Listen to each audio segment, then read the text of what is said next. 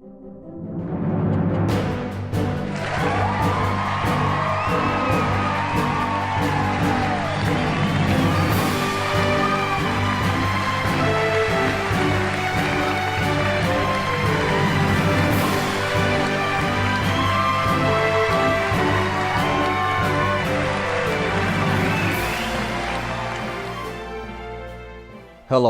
I'm Johan Chabangu, and yes, welcome to Brain Injury United. We are continuing our conversation on a form of head trauma called opioid addiction with Massachusetts State Senator Diana Dizoglio. To be more specific, we're discussing prevention and education. Keep in mind these words from Bill Gates. Treatment without prevention is simply unsustainable. Hello, Senator Dizoglio. Hello, Johan. How are you? I'm doing very well today. Thank you for having me on your show. It's an honor and a privilege to be here today. Thank you. That's great. So what we're going to discuss today is the very popular topic of opioid dependency, or also known as the opioid epidemic.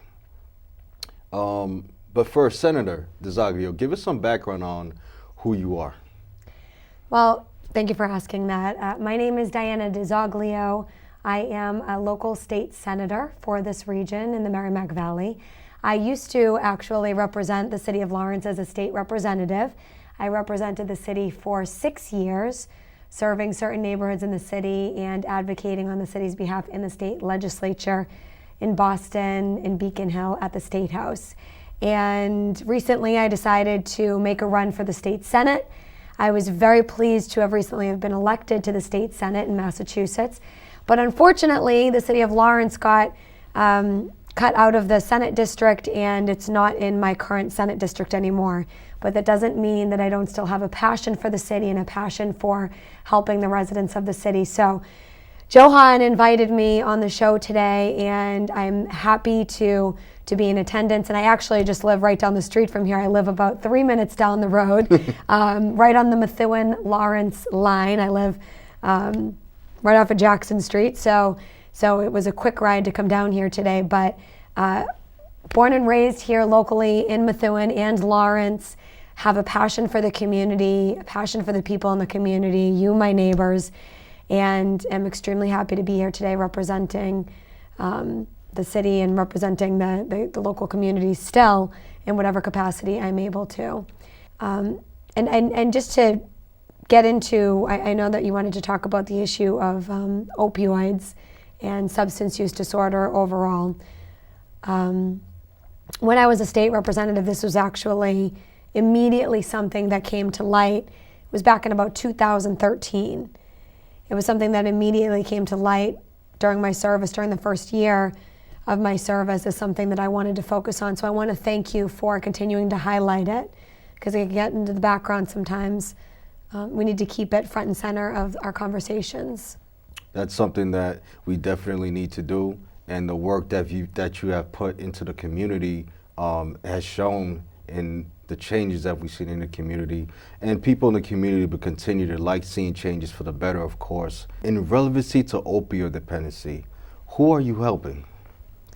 Everybody. You know what I found out about opioids and about just addiction in general is that addiction doesn't discriminate. And I see its prevalence not only in the city of Lawrence, but in Andover, North Andover, the Boston area, all over Massachusetts, up in Newburyport, where I currently represent as a state senator now, all over the state of Massachusetts. We're seeing this, and all over our country. This is an issue that is plaguing our nation. We are in the middle of an opioid crisis, an epidemic, and it's something that we are going to need to unify on as a nation and as a community in fighting against and advocating for regarding policy changes and funding if we hope to see a positive difference. Who have you worked with? I've been working mostly with community advocates like yourself. I've been working with different coalitions like the Lawrence Methuen Community Coalition, the Merrimack Valley Prevention and Substance Abuse Project, was actually an organization, a nonprofit organization that I co-founded along with a good friend of mine, Phil Leahy, who is a Methuen resident, whose daughter had struggled and is very public about it. And I'm so grateful for people who share their struggle to help us to better understand addiction, whose daughter struggled with the disease of addiction in recent years and has been in recovery for a long time. We formed a nonprofit organization that seeks to educate our community members and help to prevent people from using and educate people about the dangers of opioids, prescription pills, the dangers of alcoholism potentially being an issue, addiction overall, addiction-related issues overall. And I want to be the first one in the community to tell you that we appreciate you and we appreciate the work that you're doing. Thank you. I appreciate you, Johan. Thank you. Thank you very much. What do you want to accomplish? So when we talk about addiction, I think about it in different ways. We can come at it from the treatment perspective. We can come at it from preventing it all in the first place from even happening. But I like to think that it's better to approach it from a multi-pronged approach.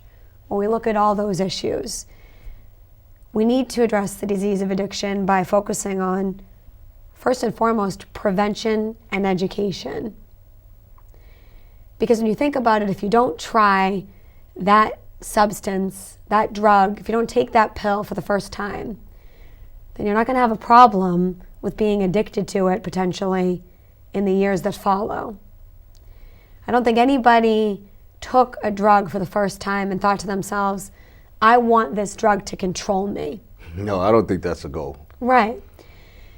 A lot of times people experiment. A lot of times it's when it's during a time of youth, it's when you're younger.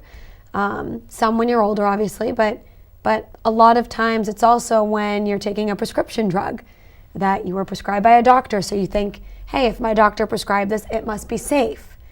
And that's not necessarily always the case, as is the case with opioids, narcotics, other things that can be addictive.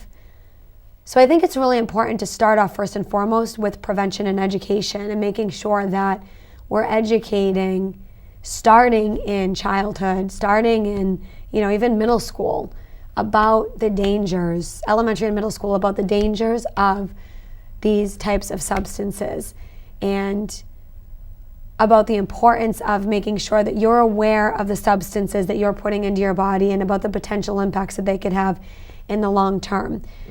Because again, I don't think anyone ever takes a substance and says to themselves, I want this substance to control me. I want it to make me lose my job. I want it to take away my family. I want it to make me lose my children. I want to become homeless because of this substance. I don't think that anybody takes substances with that in mind, but we know that that's what ends up happening to a lot of people because they're not educated about the potential impacts. And these potential impacts are all too often the impacts. It's becoming more and more prevalent that these are the impacts associated with these types of drugs because they are highly addictive and they do something to your brain when you take them. You take these substances and they increase, whether it's serotonin levels or other chemicals in your brains, they mess with the brain, they mess with your brain chemistry so that your brain actually says, this feels so good, I need it to be able to have this happy feeling. The euphoria. The euphoria of it. But then what ends up happening when you take it is that it doesn't just become the euphoria that you're craving, you actually start to become sick without having this medication. So it doesn't just end up being the high that you're chasing anymore. It ends up being that you can't go on day to day without having that drug because you don't even feel normal anymore. That's what I'm hearing from people about these substances. So we need strong prevention and education initiatives in our community, whether it be through the public school system, whether it be through these community organizations, whether it be through our faith-based organizations like the churches being involved in helping us, whether it be through neighborhood associations. We need a community response to this epidemic that is plaguing our communities and killing our children, killing our next generation of young people. Strong prevention and education. And it's our job in the state legislature to help in these efforts by helping to fund our local schools so they have the resources to be able to implement these prevention and education programs. It's our responsibility as state legislators to make sure that we are fighting with everything that we have to make sure that these organizations have the resources that they need to be able to go out and to bring people in and to provide resources to parents who don't know where to turn. If their kids are struggling, if their spouses are struggling, if their parents are struggling, or if they're struggling. We need people to understand that there are resources available. So that prevention and education is key. But it doesn't just end there. What about the people that are already struggling? We need robust treatment plans. I hear all the time, Johan, that people don't have the resources they need for somebody who's already struggling with the disease of addiction, who wants to get help, who's come forward and said, I need help. I want to change. We know that we can't force somebody who wants to continue using a substance they shouldn't, using a drug that they shouldn't. We can't force that person to change, but when people come forward and they say, I want to get help, we need to be able to have the resources to be able to help those people to make that right decision become a reality for them, to make the vision of their succeeding in recovery a reality for them. And what's happening still, and we've increased funding in the state legislature by over 60% for addiction services in the last several years since I've actually been elected.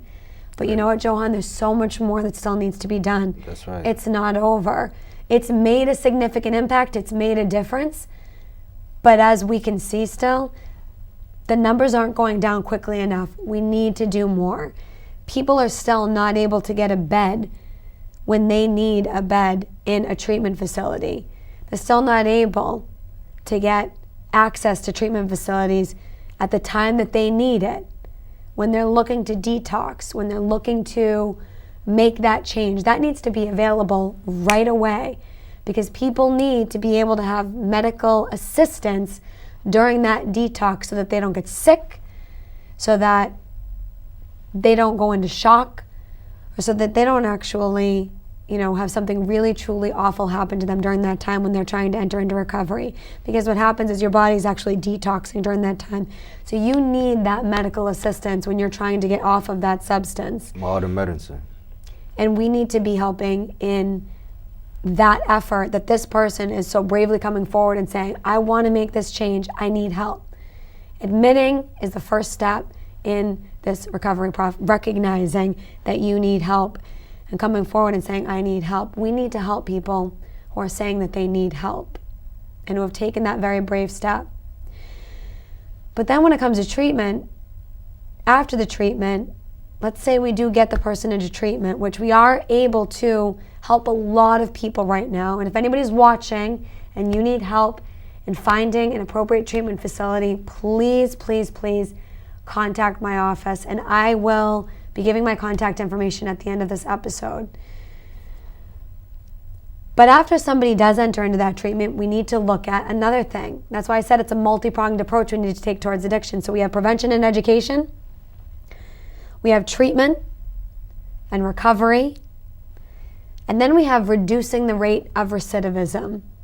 Recidivism, it's kind of a big word, just means going back to your old patterns, going back to what you used to do. Right now, what's happening is we have people who are entering into treatment facilities, who are getting the treatment that they need, who are entering into recovery, but who are leaving those treatment facilities. And unfortunately, Johan, they're going right back on the path that they were on before they went into the treatment facilities. So we need to look to ways to reduce the rate of recidivism for these people who have sought this treatment out so bravely by providing them with ongoing services, providing them with a helping hand after they leave that treatment facility. Whether it's one-on-one peer mentorship, whether it's an ongoing facility, maybe a live-in facility where they can have the supports they need. in a sober living environment, to be able to have guidance, maybe work with a social worker, maybe get some mental health services, maybe get some guidance on how to get a job, whatever it might be. They need some supports when they leave these treatment facilities. And right now, all too often, they're getting about 14 days in a treatment facility and then expected just to go back to their same living environment and to succeed in not going back to the substance use disorder patterns that they were involved in before that treatment. That's tough. They need support systems ongoing in order to be able to succeed. And we need to be helping them in whatever way that we can. So that's something that's very important. So we have prevention and education, we have treatment and recovery, and then we have reducing the rate of recidivism by providing those supports once people do enter into recovery. So it's all important, it's all encompassing. And all too often we just focus on one of those areas and we don't focus on all of those areas. The beginning and the tail end. So I'm very passionate about this, as you can tell, and I know that it's something that you're very passionate about. Yes. But we need to make a concerted effort and a continued effort to focus on substance use disorder. We can't just throw money at the problem and say, well, we gave funding towards these people, so they need to handle it. We also need to focus on policies that we can implement to help with this. I know a couple of years ago, we did this comprehensive substance use disorder policy change in Massachusetts, where we made changes to how prescriptions are able to be written. We did policy changes regarding if somebody's doctor shopping and they're known to be doctor shopping and going from one doctor, getting turned down for prescription painkillers, opioids, some sort of addictive substance. They can't get it from one doctor, they're going to another until they can find one. We now can have that tracked, obviously with privacy still intact, but doctors can see, this person isn't somebody that maybe actually needs this substance, it's somebody that might be doctor shopping. To help prevent drug trafficking, we made some policy changes to help prevent, treatment and recovery centers from not getting the tools that they need, made those policy changes, and that's something that we need to continue to do moving forward.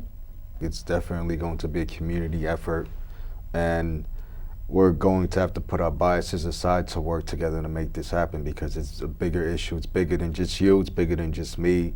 It's an issue that's affecting the entire world. When did you begin advocating treatment for opioid dependency?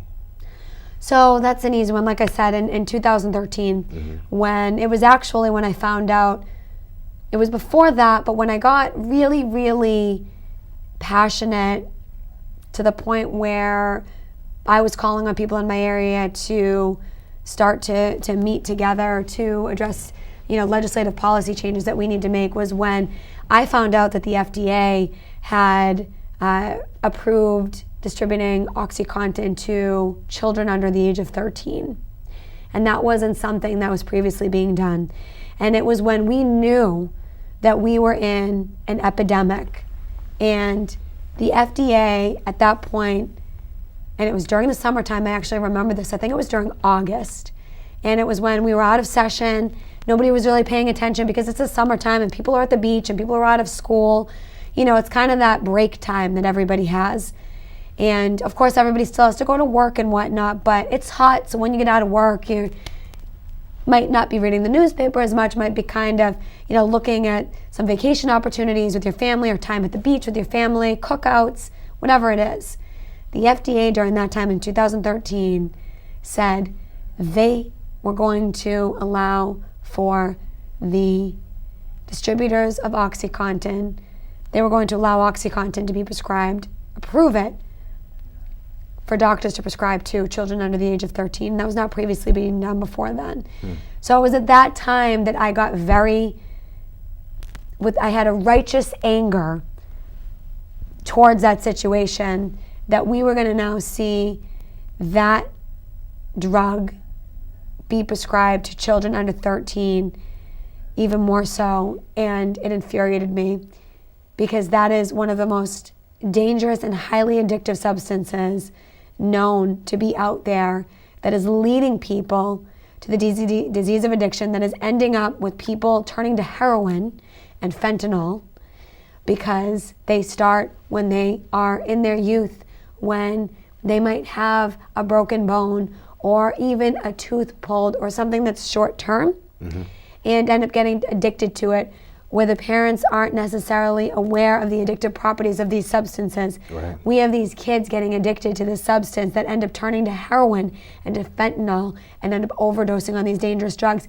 because they were prescribed these dangerous drugs by doctors that they know and that they trust when they were younger and weren't aware of the dangerousness of these substances. So we need to continue to work with our doctors, with the medical community on these prescriptions that are being handed out, but we also need to regulate these pharmaceutical companies to make sure that they're held accountable for the fact that they very much knew that these substances were highly addictive when they were pushing them on the doctors, when they were pushing them in the medical community, and when they were pushing them to our communities as being safe and as being not addictive. They knew they were addictive, and they need to be held accountable. That's why I'm so excited that our Attorney General has made this a priority of hers, and she is pushing to make sure that companies like Purdue Pharma, the manufacturers of OxyContin, which is an opioid,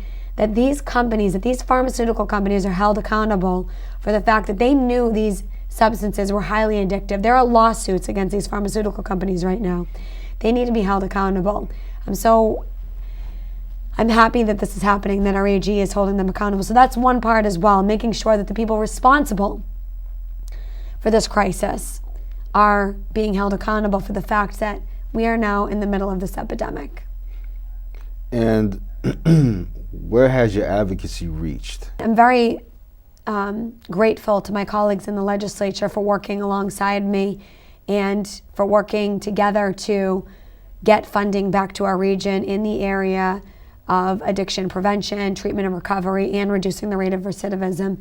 We've together been able to secure a lot of grants to come back to this community for some of those local nonprofits that I told you about, for Merrimack Valley Prevention Substance Abuse Project. We've been able to get thousands of dollars to come back to them to help them in their efforts in the community. We've been able to get funding to the Greater Lawrence Methuen Community Coalition to help them in particular, who they actually go to schools and they do these school seminars and school assemblies where they have somebody get up and speak and educate the kids about the dangerousness of these substances and share their personal stories.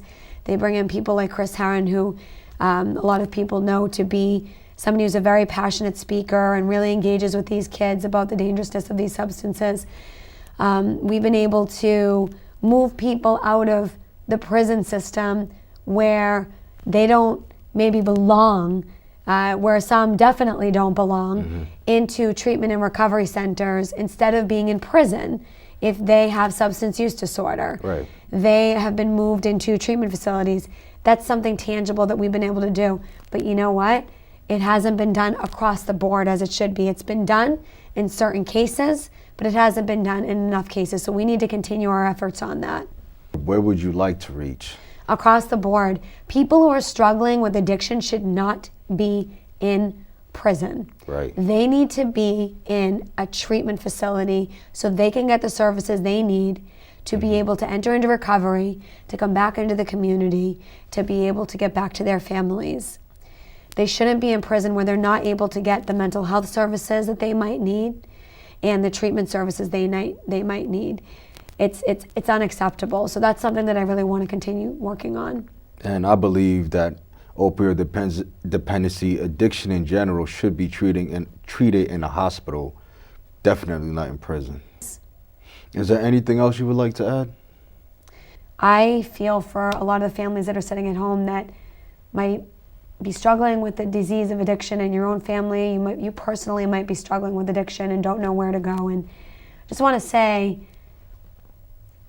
I'm very sympathetic to you, and I want to be able to help. And if you don't know where to turn and you don't know what resources are available to you, there are resources available to you. If you want to seek help for a loved one or for yourself, please feel free to reach out to My office, my phone number is 978-390-0408, and my email is diana@dianadizoglio.com. You can also reach out to the organizations themselves who help with these and help with crisis intervention and know the services that are available. They do this as part of their organization and outreach. You can reach out to the Merrimack Valley Prevention and Substance Abuse Project, also known as MVP ASAP. I'll say it again. The Merrimack Valley Prevention and Substance Abuse Project. You can look it up online. They have all the resources listed online for you to be able to try to find maybe something that is helpful to you. Thank you so much for having me on today. I appreciate it. And hearing from you it helps us to be better aware of what's happening in the community. So always feel free to reach out to my office. My name's Diana Dizoglio. I am a state senator for this region, and I hope to hear from you. Thank you so much for watching. And thank you, Johan, for having me on today. And thank you, Senator Dizoglio. We appreciate you. Thank you. You're welcome. Opioid addiction can be prevented. If you want help, please contact Massachusetts State Senator Diana Dizoglio at 978-390-0408 and email diana@dianadizoglio.com. You can also reach out to the Merrimack Valley Prevention and Substance Abuse Project, also known as MVP ASAP, and the Lawrence Methuen Community Coalition at 978-975-8793. Brain Injury United Clinic of America coming soon. Thank you, and see you next time on Brain Injury United.